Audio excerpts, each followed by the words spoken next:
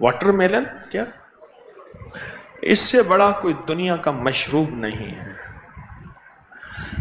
جو ہیپیٹائٹس کا علاج ہو اور دل کا امراض اور شوگر اور جسم اور کمزوری اور خون اور پتہ نہیں کیا کیا ہے، اس سے بڑا کوئی علاج میں نے نہیں دیکھا تربوز کا۔ بلڈ پریشر ہے اور قبض ہے اور اس کے بیج کے فائدے ہیں، عجیب چیز ہے، بہت عجیب چیز ہے۔ تربوز کھایا کر، تربوز کے جگہ جگہ میں نے دیکھا ڈھیر لگے ہوئے ہیں۔ تربوز اپنی زندگی میں اس کو شامل کریں۔ جب سے ہم نے تربوز یہ چیزیں چھوڑی ہیں نا ہلکی پھلکی، ہماری زندگی میں پھر مہنگی دوائیں اور مہنگے علاج آئے ہیں۔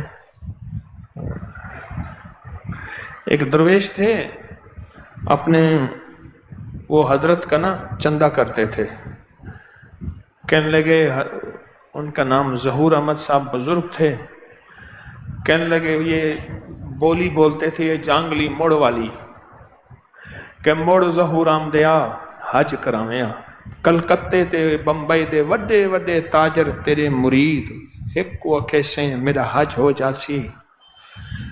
وہ تھے مزاحیہ، تو انہوں نے کہا تو مڑ بکواساں کر سے، مذاقیں کرے گا، کہ نہ کرے سا، لکھ دے۔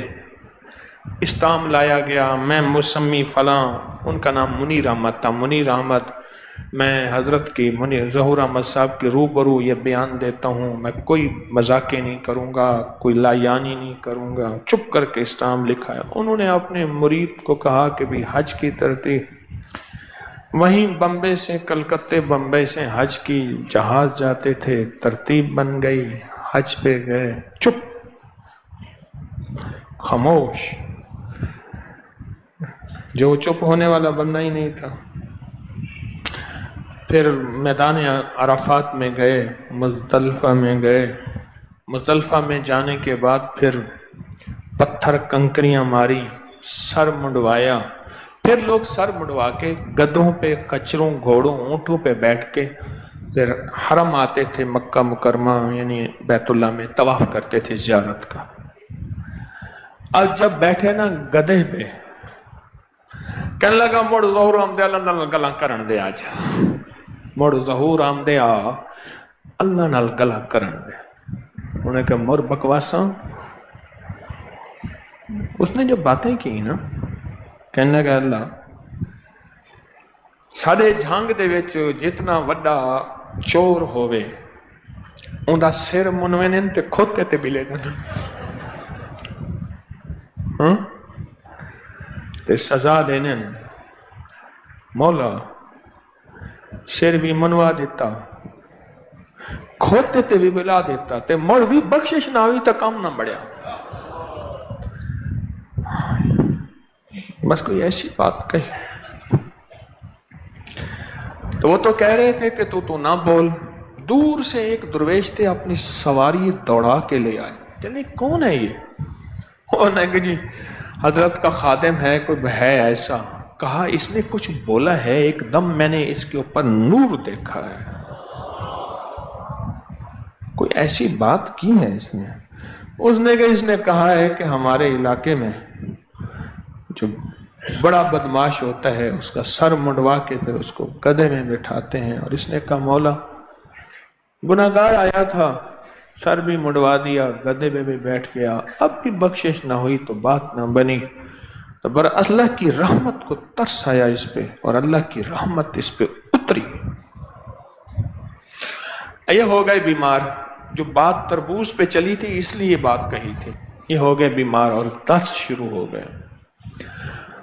انہیں کہ اللہ پاکا دعاواں بڑیاں منگیاں، مدینے دی موت دے دعا یہ قبول تھی ونی ہے، تھا تو مزہ آیا، اللہ یہ دعا مانگی، یہ ایک دعا یہ مانگی تھی کہ مدینے کی موت دے۔ اچھا آخری وقت آ گیا، ہاتھ پاؤں سیدھے، پیشاب پخانہ نکل رہا، کہنے لگا چلو میرا جی چاہتے ہیں مجھے ہب ہب کھلائیں۔ ہب ہب کہتے ہیں تربوز کو عربی میں۔ तो तरबूज ले आए, तरबूज खिलाया, थे वो दस्त गर्मी के, तरबूज खाया, कलेजा ठंडा हुआ, आंतों में कुछ गर्मी खत्म हुई, तबीयत ठीक हो गई। कहने लगे हला बच जासा, हला बच जासा। और तरबूज 2-3 दिन खिलाए, वो गर्मी खत्म, हिद्दत खत्म, शिद्दत खत्म, बंदा ठीक हो के पाकिस्तान अपना आया, यहाँ अपने इलाके में। कई साल के बाद जब मरा, फिर मरा, जब वक्त आया तो तरबूज खाया करें, तरबूज अपनी जिंदगी में शामिल करें। बड़ी बीमारियां, बड़ी तकलीफें, अल्लाह पाक ना उस चीज को भेजता ही वहां है जहां बीमारी हो। आलेजुल अमराज़ बेअकाकीर मुल्क ही, अपने इलाके की जो चीजें पैदा होती हैं उनसे इलाज करो।